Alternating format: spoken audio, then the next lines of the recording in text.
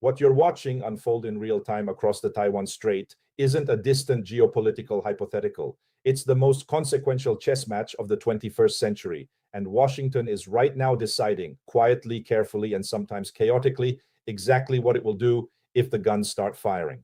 And that answer is not what you think it is. Now let's get into it. Let's talk about what the Pentagon actually has on the drawing board, what the real American war calculus looks like when China moves on Taiwan, and why the world you wake up to the morning after that decision gets made will never look the same again. The People's Liberation Army has been refining multiple military options to force Taiwan's reunification, including an amphibious invasion, a firepower strike campaign, and potentially a maritime blockade. The Pentagon's own December 2025 report to Congress said it clearly. And this document is not a policy wish list. This is the United States military's formal, classified, then declassified accounting of the threat it faces, and what it says should keep every serious American awake at night. Despite extensive leadership purges and ongoing disciplinary investigations across China's military and defense industry, the 2025 report concludes that China continues to make progress towards Xi Jinping's 2027 centennial military building goal and associated warfighting capabilities against Taiwan. Think about that. Even while Beijing was firing generals and running corruption probes through its defense sector, the kind of internal disruption that would cripple most militaries, China's war machine kept moving forward. That is not the behavior of a nation uncertain about its direction. That is the behavior of a nation on a countdown.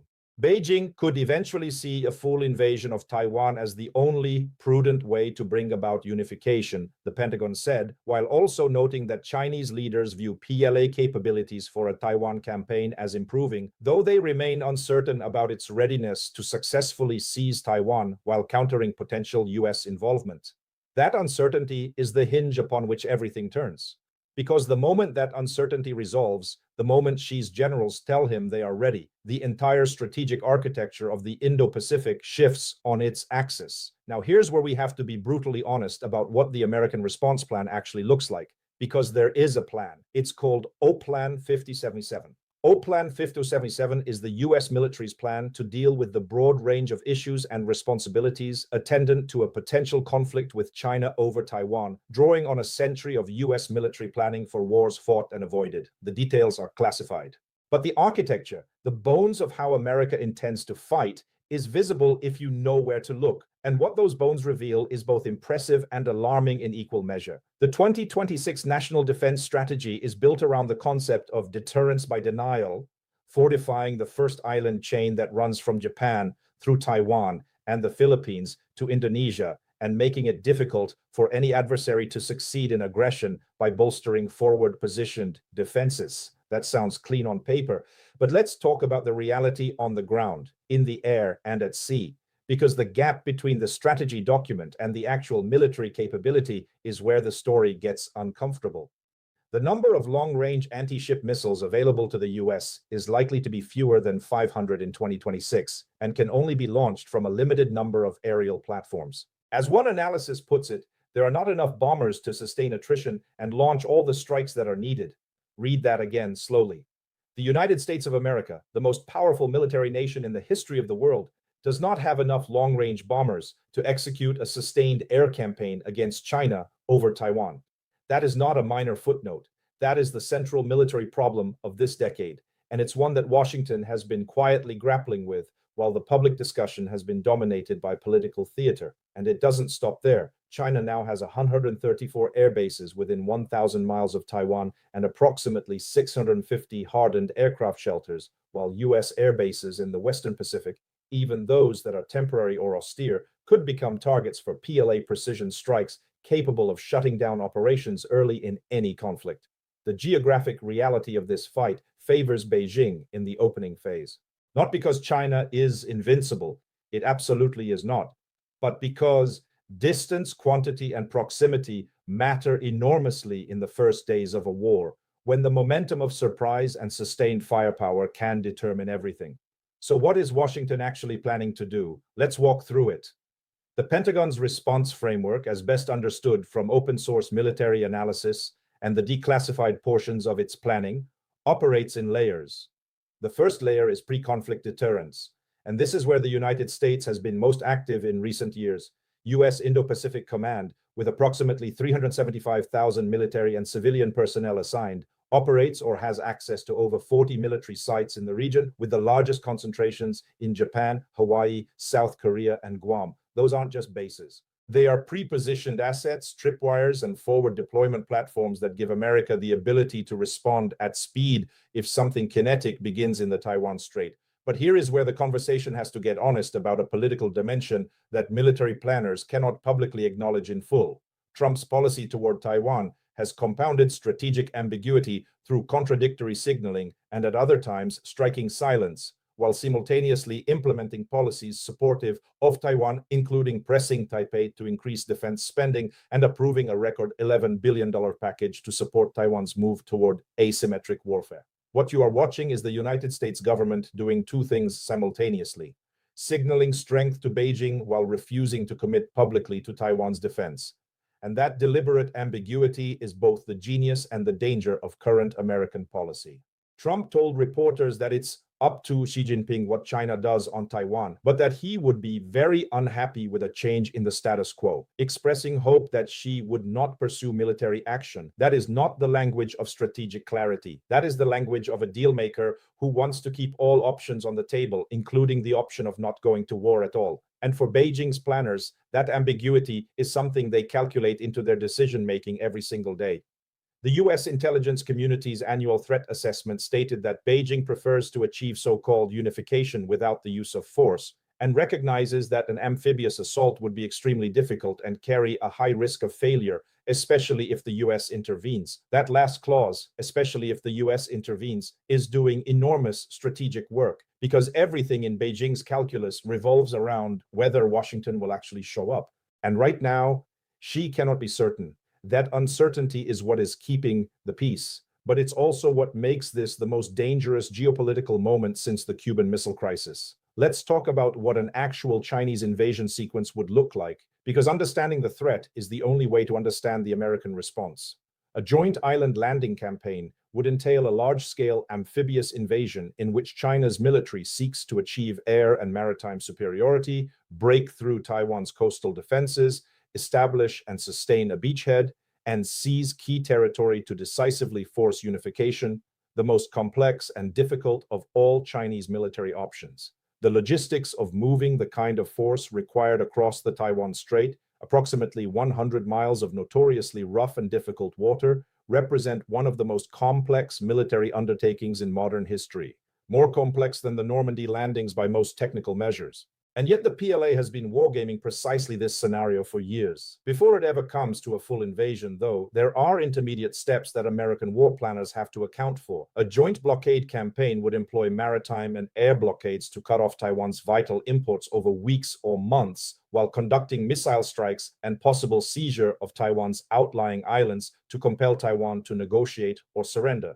That blockade scenario is in many ways more strategically dangerous for Washington than a direct invasion, because it creates a gray zone. Does a blockade trigger the Taiwan Relations Act?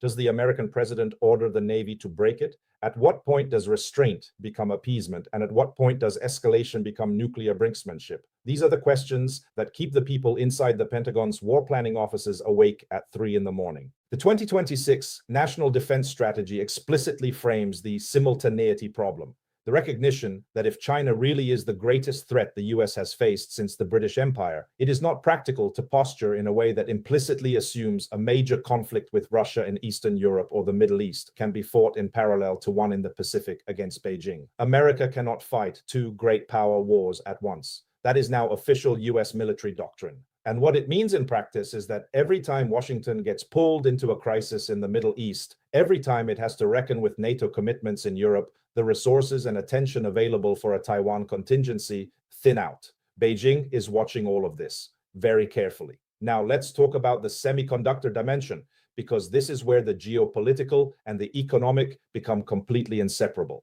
In the most extreme case, a US-China conflict over Taiwan would cost the global economy about $10.6 trillion, roughly 9.6% of global GDP, in the first year alone, eclipsing the impact of the COVID-19 pandemic and the 2007-2009 global financial crisis. $10.6 trillion in 1 year. Think about what COVID did to the world economy and then triple it. Because Taiwan is not just a democratic island of 23 million people. Taiwan is the beating silicon heart of the global technology economy, and a war there would stop that heart cold. TSMC makes over 90% of the world's most advanced semiconductors, making Taiwan's prowess in semiconductor manufacturing directly connected to the question of whether the US would defend the island from a PRC blockade or military invasion. This is why the chips conversation and the war conversation are actually the same conversation. And this is also why there is a faction within the Trump orbit that views Taiwan in explicitly transactional terms, as a bargaining chip rather than a democratic ally worth blood and treasure. Several Trump-aligned voices have suggested that once 40% of Taiwan's semiconductor production shifts to the United States, a goal the Commerce Secretary explicitly stated, American commitments to Taiwan's defense would effectively diminish in proportion. That is a remarkable strategic signal, not from an obscure think tank, from the orbit of power around the most consequential presidency in recent American history. What it says to Beijing, to Taipei, and to every American ally watching from Tokyo to Canberra is the US commitment to Taiwan has an expiration date tied to industrial production targets in Arizona. If that is the actual doctrine, and the evidence suggests it is at least partially operative, then the strategic deterrence architecture that has kept the Taiwan Strait at peace for decades is quietly being dismantled from the inside. There is broad consensus in the Washington defense policy community, the Pentagon, and among elected officials that China is the United States' biggest foreign threat, with increasing concern that China seeks to field the capabilities it needs to seize Taiwan by 2027, even if the United States and other like-minded nations come to Taiwan's defense. The Davidson window, named after former Indo Pacific Command Admiral Phil Davidson, who warned that Beijing was pushing its military to be ready by 2027, has become shorthand in defense circles for the most dangerous moment in post-Cold War geopolitics, and we are inside that window right now. As of 2025, RAND Corporation warns the US would struggle to win a Taiwan conflict under current force balances, while naval analysts have developed detailed war scenarios examining how US forces would fight during the Davidson window. RAND does not issue warnings like that casually. When the most prestigious defense think tank in America says the US might lose this war, that is not a hypothetical to be dismissed. That is a strategic red alert that demands institutional response. And the response, frankly, has been slower than the threat requires. Taiwan in 2025 adopted the new minimum NATO standard for military spending of 3.5% of gross domestic product for core defense spending, procured additional HIMARS rocket systems, bringing the total to 57, and fielded its fourth PAC-3 Patriot Air Defense Battalion. Taiwan is arming itself, seriously, substantively, at a pace it has not matched since the height of the Cold War. The island is learning from Ukraine. It is building asymmetric capabilities, the kind that make an invasion cost so much in blood and equipment that even a determined aggressor thinks twice, 3 times, 4 times before crossing the strait. As of early 2026, Taiwan's defense backlog with the US stands at $32 billion in approved but undelivered systems, including HIMARS rockets, Harpoon coastal defense missiles, and Stinger systems, with delays of 2 to 4 years on some systems stemming from limited production lines, not diplomatic hesitation, as US factories are also competing with NATO demand and replenishment after Ukraine aid. There is a brutal irony embedded in that fact. The war in Ukraine, which America supported to signal its commitment to sovereignty and deterrence, has partially depleted the very weapons stockpile that Taiwan needs to deter China. The global order is one interconnected system, and when you pull one thread in Eastern Europe, the fabric shifts in East Asia.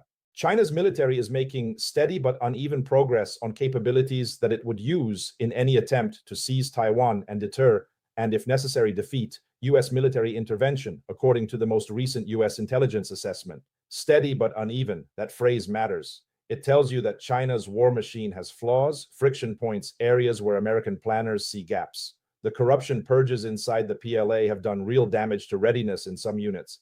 The procurement scandals, hollow missiles, fake fuel, are not fiction. They are documented. An adversary with those vulnerabilities is still a ferocious adversary, but it is not an invincible one. China's defense budget has nearly doubled since the first full year of Xi Jinping's term as General Secretary, with the PLA building a large and growing arsenal of nuclear, maritime, conventional, long-range strike, cyber, and space capabilities able to directly threaten American security. And alongside that conventional buildup, the nuclear dimension looms. China's nuclear warhead arsenal remained in the low 600s in 2024, but the Pentagon projects it will exceed 1,000 warheads by 2030, while Beijing has advanced its early warning and counterstrike capabilities, enabling faster retaliatory responses even before incoming warheads can detonate.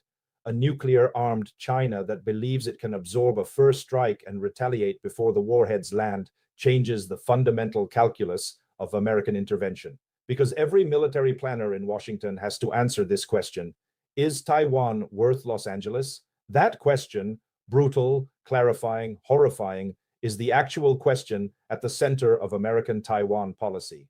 The US president would essentially have to decide whether to trade an American city for Taipei in a nuclear tit-for-tat, and these contingencies are at the heart of America's Taiwan policy, with endless possibilities for what Beijing may decide to do and what Washington would actually do in response.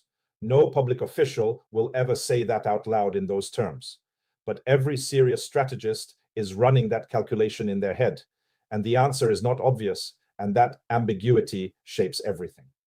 The 2025 US National Security Strategy states plainly that deterring a conflict over Taiwan, ideally by preserving military overmatch, is a priority, noting Taiwan's geostrategic position that splits Northeast and Southeast Asia into two distinct theaters and its dominant role in semiconductor manufacturing. That word, ideally, is doing a lot of work, ideally, which means the architects of American strategy have already contemplated the scenarios where military overmatch is not preserved, where deterrence fails, where the shooting starts. The Taiwan Strait is a critical artery of global commerce, with almost half the global container fleet and more than one-fifth of global maritime trade, roughly $2.45 trillion passing through the waterway annually. And strategically, Taiwan is a frontline test of US power and credibility in Asia. If Washington blinks, allies from Seoul to Canberra will take note. That last line is the geopolitical truth that never makes it into polite Washington conversation. This is not just about Taiwan. This is about whether the American-led order in the Indo Pacific survives the next decade. If China moves on Taiwan and Washington stands aside, Japan accelerates its own nuclear calculus. South Korea begins hedging. Australia pivots. The entire alliance architecture, built over 70 years of American strategic investment, begins to fracture, and Beijing wins the century without firing a second shot. With the Trump-Xi summit rescheduled for May 14-15, 2026, and Trump's public ambiguity, using phrases like "a good conversation" and "pretty soon" to describe discussions on Taiwan arms sales, the diplomatic space remains carefully calibrated, preserving negotiating room while keeping policy formally intact. What you're watching is great power diplomacy at its most high wire. Two men, two nations, two visions of the global order, circling each other in a dance where one wrong step triggers consequences none of them can fully control. The Trump administration's national security strategy maintains that Washington must never be dependent on any outside power for core components critical to national security, a position that has driven the push to relocate semiconductor production to American soil and fundamentally reshaped how US officials discuss the strategic value of defending Taiwan. That repositioning is happening in plain sight. The Silicon Shield, Taiwan's theory that its irreplaceable chip production made it untouchable, is being quietly dissolved as TSMC builds Arizona fabs and Washington extracts more and more semiconductor investment as the price of protection.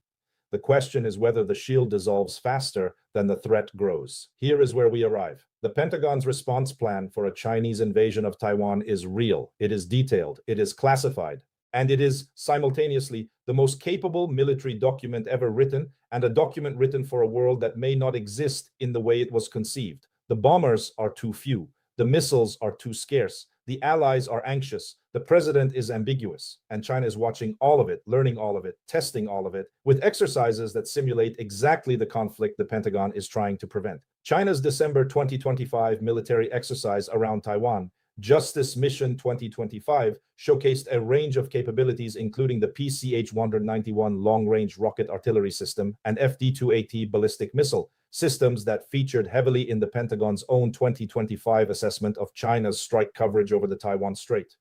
The clock is ticking, the window is open, and Washington is trying to shut it with one hand while negotiating trade deals with the other.